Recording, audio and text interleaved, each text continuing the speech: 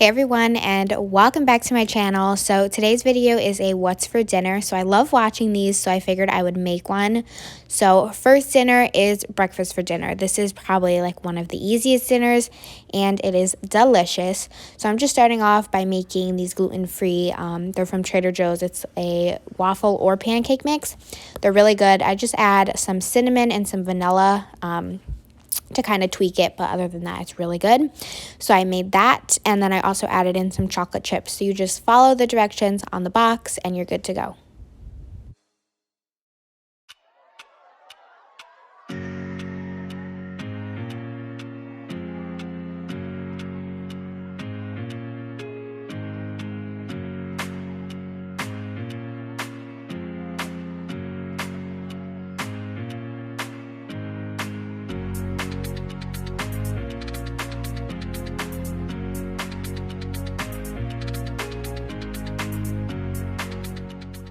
And then I just spritz my waffle maker with an avocado oil spray just so they don't stick.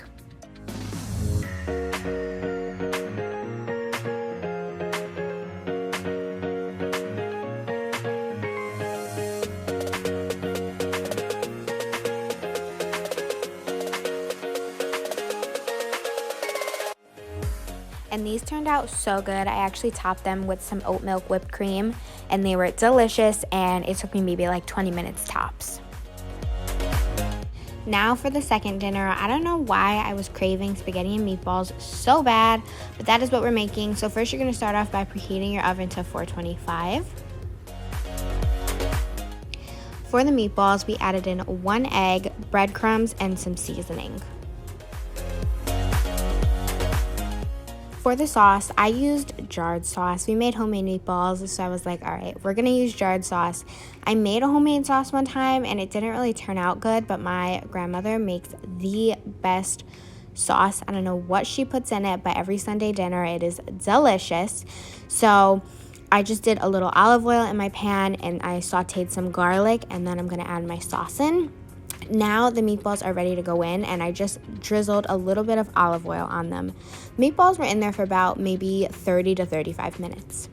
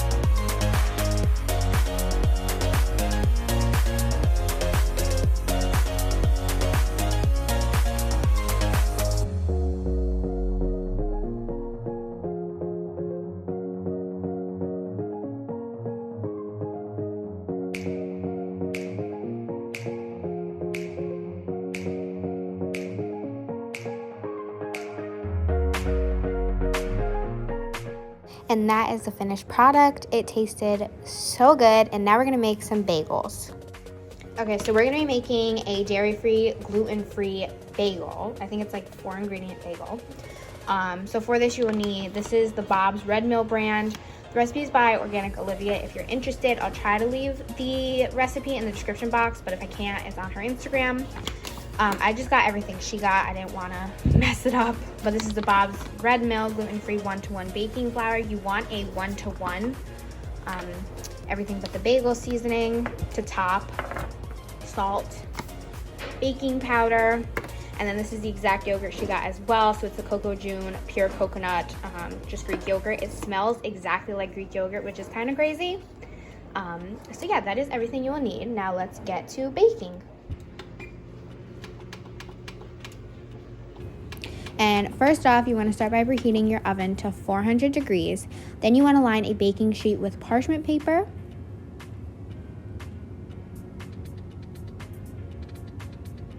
And then you want to have 3 stations. So I have one long piece of parchment paper for like actually rolling out the dough.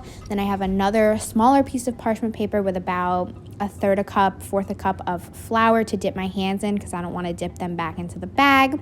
And then I also have another piece of parchment paper with everything but the bagel seasoning on it, and that is to dip the bagels.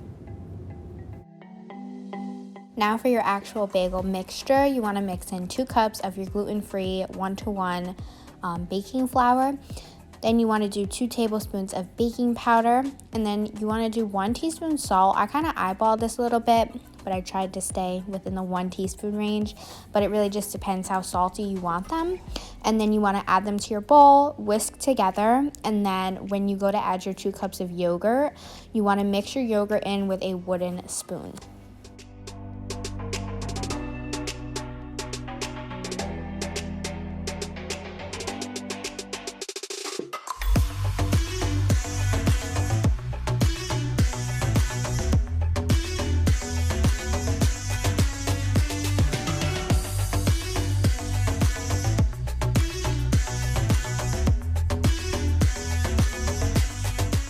Now I'm mixing in my coconut yogurt, and then you want to flour your hands and kind of go in and start kneading it. I didn't show this clip because it was a disaster. You want to flour your hands, go in, start kneading it.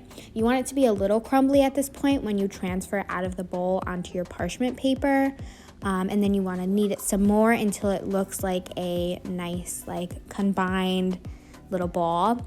Then you want to take your knife and kind of cut it like a pie. Don't actually cut it, just make the imprints to cut it. And then once you have your 8 pieces, you can actually cut it.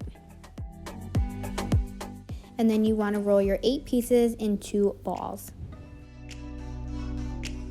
And then you want to roll each of your balls into a rope. And then once it's all rolled out, you want to connect the rope into bagel shapes and then pinch the ends together so that they don't like lift when you go to bake them.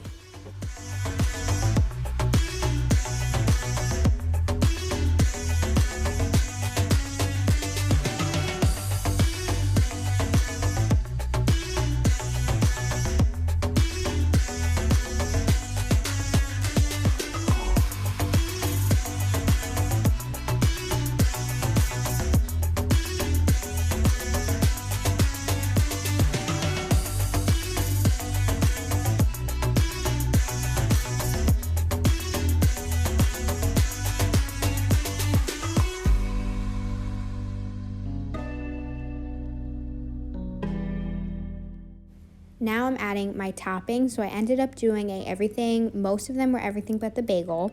I did one with dried minced onion, and then I made one plain for my mom. But I found that the seasoning stuck better once I did you can do an egg wash. I did a oat milk wash, and then the seasoning stuck better.